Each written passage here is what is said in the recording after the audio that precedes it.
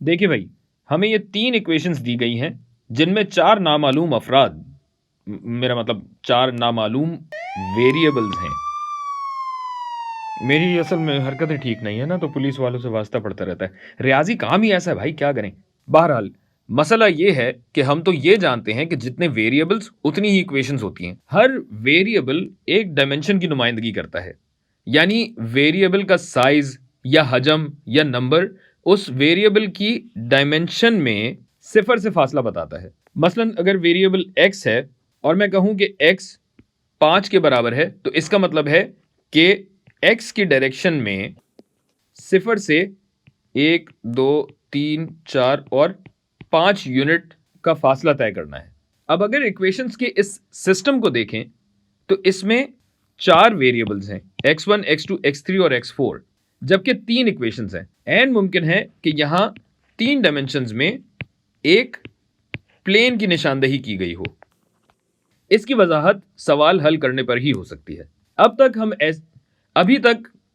तक हम ऐसे सिस्टम्स को एलिमिनेशन, सब्स्टिट्यूशन या ग्राफिंग वगैरह के जरिए हल किया करते थे, मगर चूंकि हम फिलहाल मेट्रिसेस की दुनिया में हैं, लिहाजा इस सिस्टम को मेट्रिसेस की शक्ल में लिखते हैं, क्योंकि मैट्रिक्स सिर्फ इन तमाम मालूमात को समेटने या ऑर्गेनाइज करने का ही तरीका है। तो ये मैट्रिक्स हो जाएगा 1, 2, 1, 1, 1, 2, 2, -1, 2, 4, 0 और 6, जो कि ये सारे वेरिएबल्स के कोएफिशिएंट्स हैं। लेकिन इससे हमारा मसला हल नहीं हो पाता। बात यह है कि हमें इन इक्वेशंस पर कुछ अमाल करने होंगे, जादू वाले नहीं, रियाजी वाले। और जो अमल इक्वल्स के बाईं जानिब होगा, वही अमल दाईं जानिब भी करना होगा। तो क्यों ना हम ये दरवाजा हटाकर तैनात लगा दें और इन बकिया अनासिर को भी इसी मैट्रिक्स में जम कर लें, 7, 12 और 4, और इस पूरे को एक मैट्रिक्स बना दिया। ये शक्ल इस सिस्टम की ऑगमेंटेड, शोशे बराबर हैं, बिल्कुल है, ऑगमेंटेड अंग्रेजी में अगर लिखें तो ये होता है ऑगमेंटेड शक्ल है, जिसमें मैट्रिक्स के तमाम अनासिर इस इक्वेशन में मौजूद वेरिएबल्स के कोएफिशिएंट्स होते हैं। ये अब इस ऑगमेंटेड मैट्रिक्स पे हम वो तमाम अमाल कर सकते हैं जो इक्वेशंस पे अलग से भी किए जा सकते थे। यानी किसी नंबर से ज़रब देना, जिसे मैट्रिसेस में स्केलर मल्टीप्लिकेशन कहते हैं, या आपस में इक्वेशंस को जमा करना या उनकी तफरीक करना, या आपस में इक्वेशंस को एक दूसरे से तब्दील कर देना, वगैरह वगैरह। बस ये याद रहे कि रियाजी के बुनियादी कवानीन और जवाबित के तहत जो भी अमल होगा वो पूरे ऑगमेंटेड मैट्रिक्स की रो पे लागू होगा, ताकि ये इक्वेशन बराबर रहे। अब मैं ये चाहूंगा कि मैट्रिक्स का पहला उनसर, यानी पहली रो और पहली कॉलम में मौजूद उनसर को 1 कर दिया जाए, जो कि ये पहले से है, और इस कॉलम के बकिया तमाम अनासिर को 0 कर दिया जाए। इसी तरह दूसरी रो के दूसरे कॉलम में मौजूद उनसर को 1 कर दिया जाए और इसके कॉलम के बकिया अनासिर को 0 कर दिया जाए। तो दूसरी रो की लीडिंग एंट्री 1 बन जाएगी। यूं हमारी कोशिश होगी कि हर रो की लीडिंग एंट्री को 1 बना सकें और उस कॉलम में मौजूद बकिया तमाम अनासिर को 0 कर दिया जाए। यानी ये 0, ये 0, ये 0, ये 0, ये 0, ये 0, ये होगा 1, ये होगा 1, ये होना चाहिए 1। ये शक्ल मैट्रिक्स की रिड्यूस्ड रो एशेलॉन शक्ल, अगर अंग्रेजी में लिखूं तो ज्यादा बेहतर तरीके से समझ में आएगा, रिड्यूस्ड रो एशेलॉन फॉर्म। जैसे वो नहीं था अच्छा बच्चा, उसी तरह एशेलॉन फॉर्म नहीं, इस चीज को इग्नोर करें। बहरहाल ये रिड्यूस्ड रो एशेलॉन फॉर्म कहलाती है। मैट्रिक्स को रिड्यूस्ड रो एशेलॉन फॉर्म में लाने के लिए 4 शराइत पूरी करनी होती हैं। नंबर 1, किसी भी रो की लीडिंग एंट्री 1 के बराबर हो, जो कि मैंने आपको अभी बताया, और सिर्फ 1 हो, इसके अलावा कोई दूसरा नंबर नहीं हो सकता। नंबर 2, हर रो की लीडिंग एंट्री, जो कि 1 ही हो सकती है, पिछली रो की लीडिंग एंट्री के दाएं जानिब हो। इसको मैं लिख ऐसे रहा हूं, जब करेंगे तो समझ में आ जाएगा। नंबर 3, लीडिंग एंट्री वाले कॉलम में तमाम अनासिर 0 हों सिवाय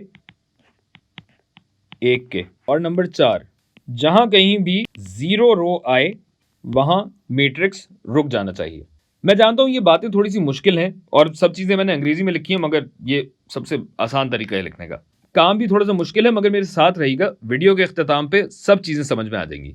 मैं वादा करता हूं, प्रॉमिस प्रॉमिस, पक्का वाला। तो चलिए, सबसे पहले मैं इस मैट्रिक्स को दूसरे सफ़े पे ले जाता हूँ और इस मैट्रिक्स को मैं नाम देता हूँ ए, और मैट्रिक्स को हमेशा कैपिटल ए का नाम दिया जाता है। और अब इस मैट्रिक्स की रिड्यूस्ड रो एशेलॉन फॉर्म निकालने की कोशिश करते हैं।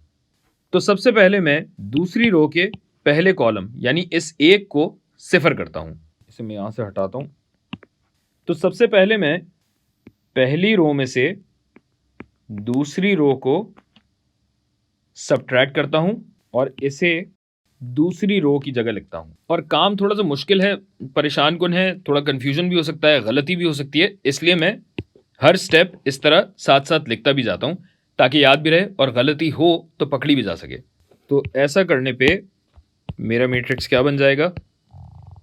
पहली रो जूं की तू रहेगी, 1 2 1 1, ये किनात लगा के 7 होगा।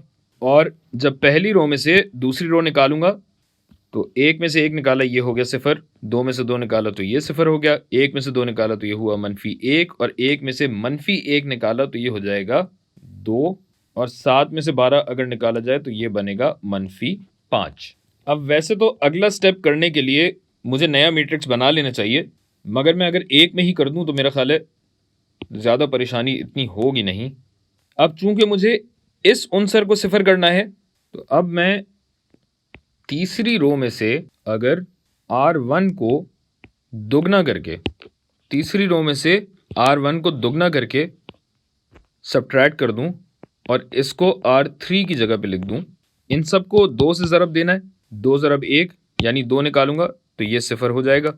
फिर 4 में से 2 ज़रब 2 यानी 4 निकालूंगा तो ये भी 0 हो जाएगा। फिर 0 में से 2 ज़रब 1 निकालूंगा तो ये हो जाएगा -2, और फिर 6 में से 2 ज़रब 1 निकालूंगा तो ये बन जाएगा 4, और फिर 4 में से 2 ज़रब 7 निकालूं यानी 4 में से 14 निकालूं तो ये बनेगा -10।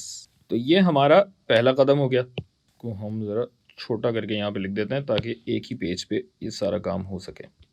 अगला कदम ये है कि दूसरी रो की लीडिंग एंट्री यानी दूसरे उनसर को 1 किया जाए, मगर यहाँ अजीब इत्तेफाक हुआ है कि दूसरा उनसर 0 है, और ऐसी सूरत में हम 0 को कुछ नहीं कहते बल्कि अगले उनसर को 1 करते हैं। अगर आप मेरी तरह इस गलत फहमी का शिकार रहे हो कि रिड्यूस्ड रो एशेलॉन फॉर्म की हतमी शक्ल हमेशा एक आइडेंटिटी मैट्रिक्स ही होती है, तो कुछ ही देर में आप पे ये वाजे हो जाएगा कि ऐसा ज़रूरी नहीं है। तो चलिए काम जारी रखते हैं। इस -1 को 1 बनाने के लिए सीधा सीधा दूसरी रो को -1 से ज़रब दे देते हैं और इसको दूसरी रो की ही जगह पे लिखा जाएगा, जाहिर है। तो अब ये मैट्रिक्स क्या बना?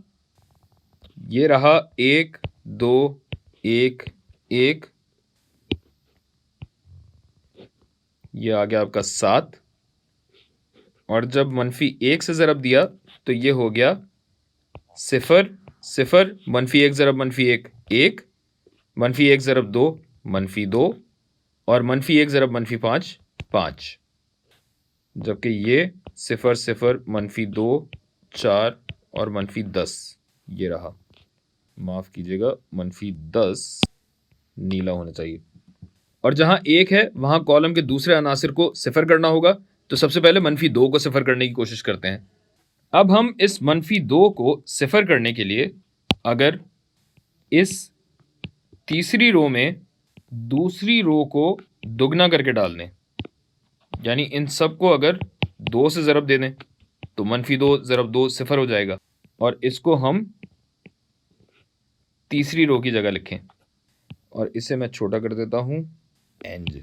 तो अब हमारा मैट्रिक्स ए बनेगा 1 2 1 1, नीली लाइन, ये इसको साथ रखेंगे, ये रहेगा 0 0 1 -2, और ये 5 था, और अब ये हो जाएगा 0 जमा 2 ज़रब 0 यानी 0 और ये भी 0 रहेगा।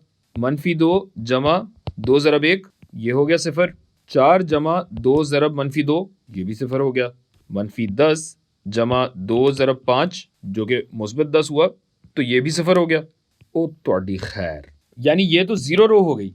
अब ये एक और इत्तेफाक हुआ है कि आखिरी रो पूरी 0 हो गई, यानी ये 0 रो है, लिहाजा मैट्रिक्स यहां रुक जाएगा।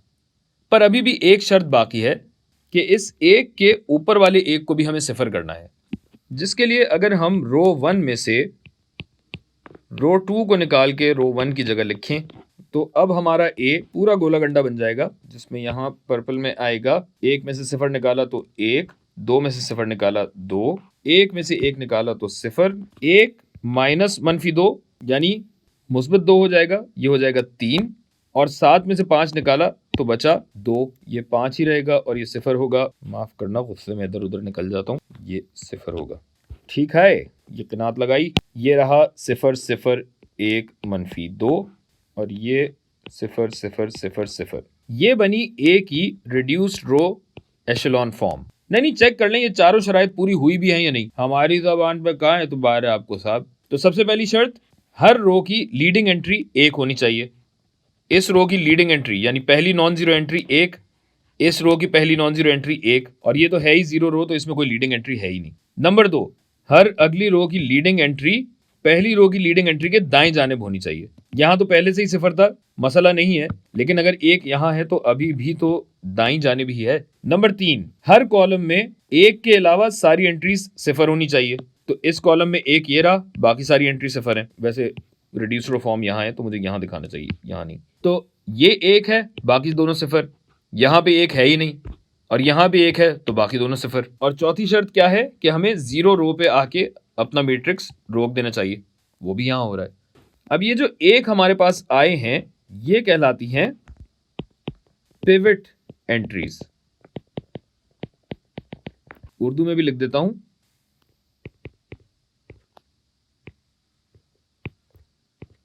पिवट एंट्रीज, क्योंकि इनके नीचे सब 0 है।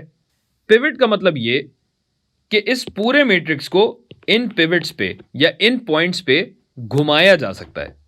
ये जब करेंगे तो आपकी समझ में आएगा, अभी इस बात को बस कबूल कर लें। जा कहां रहे हो भाई, सवाल अभी खत्म नहीं हुआ है। तो अब इस मैट्रिक्स को जरा अगले पेज पे ले चलते हैं। यहां अब इस मैट्रिक्स को अगर इक्वेशन की शक्ल में लिखें तो ये बन जाएगा x1 जमा 2x2, x3 0 है तो यहां बचा 3x4 और ये बराबर है 2 के। करीब ले आते हैं। दूसरी इक्वेशन में x1 0 हो जाएगा, x2 0 हो जाएगा क्योंकि कोएफिशिएंट 0 है, ज़रब देंगे तो 0 हो जाएगा। फिर ये हो जाएगा 1 ज़रब x3, जरा x3 की जगह छोड़ देते हैं, ये हो जाएगा x3 जमा, और जमा नहीं होगा, ये होगा -2x4, ये बराबर है 5 के। और तीसरी इक्वेशन तो 0 हो ही गई है।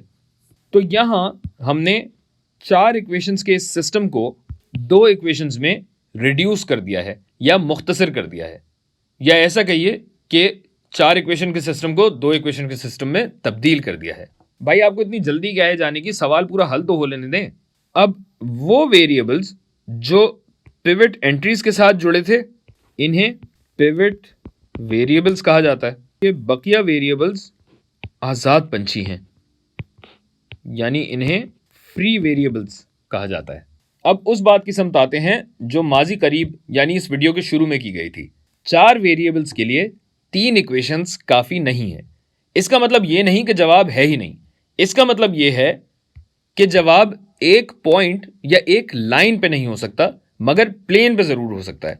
और चूंकि यहाँ 4 वेरिएबल्स हैं, इसका मतलब है हम 4 डायमेंशंस में खेल रहे हैं, इसीलिए ये सब इतना मुश्किल महसूस हो रहा है, मगर ये कुदरती है, इसका आपकी ज़हानत से कोई ताल्लुक नहीं है, बस गौर से सुनिएगा। तो अब हम सिर्फ ये कर सकते हैं कि अपने पिवट वेरिएबल्स का तो जवाब ढूंढने की कोशिश करें, कुछ ना कुछ तो निकल ही आएगा।